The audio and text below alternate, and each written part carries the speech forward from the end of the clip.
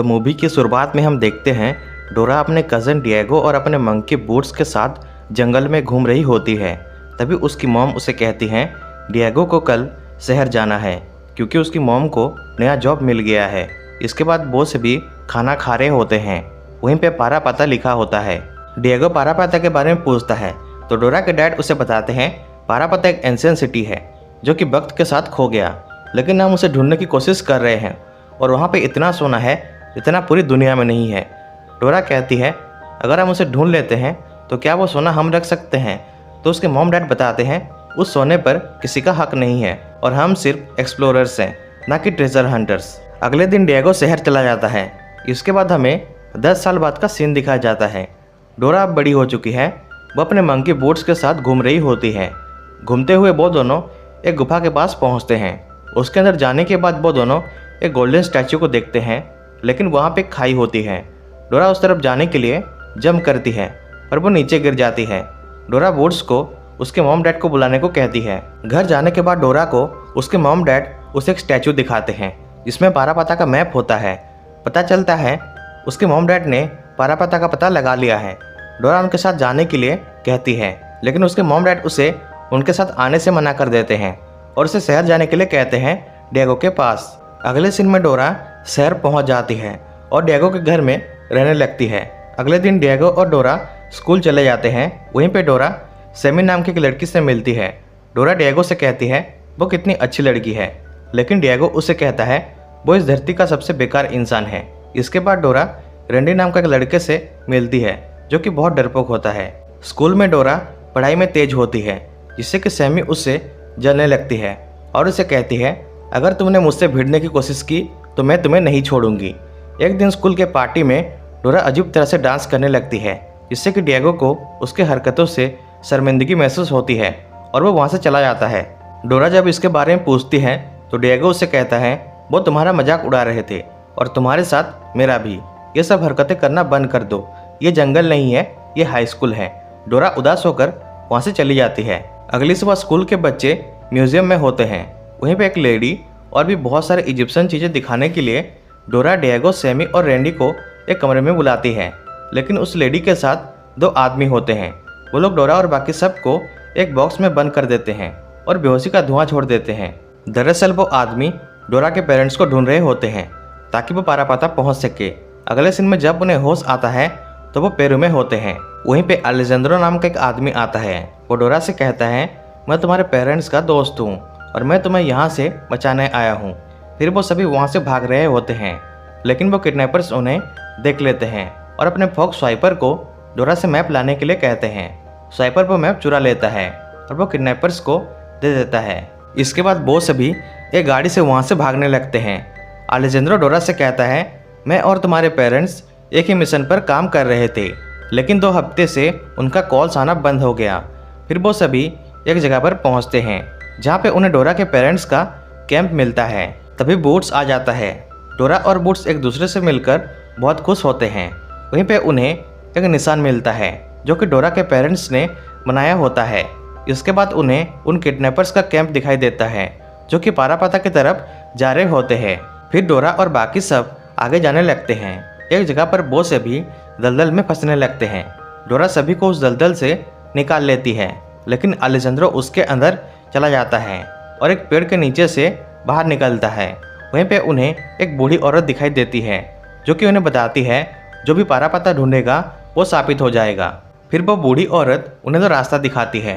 एक घर की तरफ जाता है और एक पारा पाता की तरफ। डोरा डिएगो और अलेजेंड्रो पारा पाता की तरफ जाते हैं और सैमी और रैंडी घर की तरफ। सैमी और रैंडी उस बूढ़ी औरत के साथ जा रहे होते हैं, लेकिन उसके हाथ में एक निशान देखकर डर जाते हैं और वहाँ से भाग जाते हैं। दूसरी तरफ डोरा डिएगो और अलेजेंड्रो एक जगह पर पहुँचते हैं जहाँ पे बहुत सारे फूल होते हैं। तभी गलती से अलेजेंड्रो का हाथ एक फूल पे लग जाता है, जिससे कि वहाँ पे कुछ होता है और एक दूसरे को वो सभी कार्टून की तरह दिखाई देते हैं। फिर डोरा और डिएगो दूसरी तरफ जाने के लिए जंप करते हैं, लेकिन वो नीचे गिरने लगते हैं। तभी सैमी और रैंडी उन्हें पकड़ लेते हैं। अगले सीन में उन्हें होश आता है। वो एक दूसरे से मिलकर बहुत खुश होते हैं। इसके बाद वो आगे बढ़ने लगते हैं। तभी वहाँ की जमीन नीचे धंस जाती है, जिससे कि वो एक प्राचीन मंदिर में पहुँच जाते हैं, जहाँ पे उन्हें कुछ तारे दिखाई देते हैं। वहीं पे रैंडी गलती से एक लीवर को खींच देता है, इससे कि वहाँ पे बहुत सारा पानी भरने लगता है। देखते ही देखते वो पानी में डूबने लगते हैं, लेकिन रैंडी किसी तरह एक ढक्कन को खोल देता है, इससे कि सारा पानी उसके अंदर जाने लगता है। साथ ही साथ ये सभी उसके अंदर जाने लगते हैं और एक तालाब में गिरते हैं। तभी वहाँ पे डोरा के पेरेंट्स आ जाते हैं। डोरा उनसे मिलकर बहुत खुश होती है। डोरा जब उसके मॉम डैड से अलेजेंड्रो के बारे में पूछती है तो वो उसे बताते हैं वो अलेजेंड्रो को नहीं जानते। पता चलता है अलेजेंड्रो उन किडनैपर्स का लीडर है और वो उसके आदमियों को बुला लेता है। उसके आदमी सभी को पकड़ लेते हैं। अलेजेंड्रो उन्हें पारापता ले जाने को कहता है। फिर वो सभी आगे बढ़ रहे होते हैं। थोड़ी देर बाद वो पारापता शहर के पास पहुंच जाते हैं। इसके बाद वो पारापता जा रहे होते हैं। वहीं पे बोट्स आ जाता है और डोरा उसके दोस्तों को छुड़ा लेता है। फिर वो सभी वहाँ से भाग जाते हैं। अलेजेंड्रो उसके आदमियों से कहता है उन्हें जाने दो, डोरा के मॉम डैड हमारे कब्जे में हैं। अगले सीन में डोरा और बाकी सभी मंदिर में पहुँचते हैं।